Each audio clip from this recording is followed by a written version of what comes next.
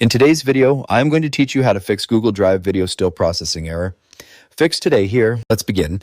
Start by opening your browser and going to Google Drive site. Make sure you're already signed in so you can access your files. Once you're inside your drive, the first thing you should do is to give it some time. Wait at least 15 to 30 minutes for shorter videos and up to 24 hours for large or high resolution files. Google Drive needs time to process and convert the video for playback across different devices. Next, refresh your browser by pressing F5 on your keyboard. Sometimes the video has already finished processing, but the page hasn't updated yet. Now, right-click on the video file and select Download.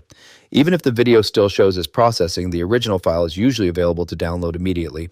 Once the download finishes, open the file on your computer using a media player like VLC or the Movies and TV app. Watch the video and check if it plays correctly.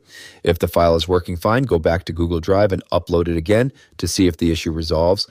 Next, go back to your drive, right-click the same video, and select Make a Copy. This creates a duplicate file and may trigger a new processing attempt on Google's servers.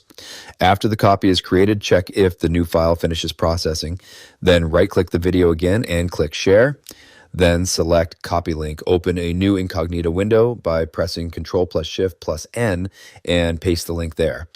This helps you check if browser extensions or cached data are causing the issue. Also, take a moment to check your internet connection. If your upload was slow or interrupted, the file might not have uploaded correctly. If the video has been stuck for more than 24 hours, try uploading it again. Next, verify the file format of your video. Google Drive supports common formats like MP4, MOV, and AVI, but certain codecs may prevent proper processing. Finally, try using Google Drive for desktop. If your drive is synced and shows as a G drive on your computer, you can open and play the file directly from your system without relying on browser processing. And that's it for this tutorial. If you have any questions or suggestions, feel free to leave a comment down below. If you'd like to see more videos like this, the subscribe button is free and helps support the channel so I can keep making helpful tutorials for you. I'll see you in the next video.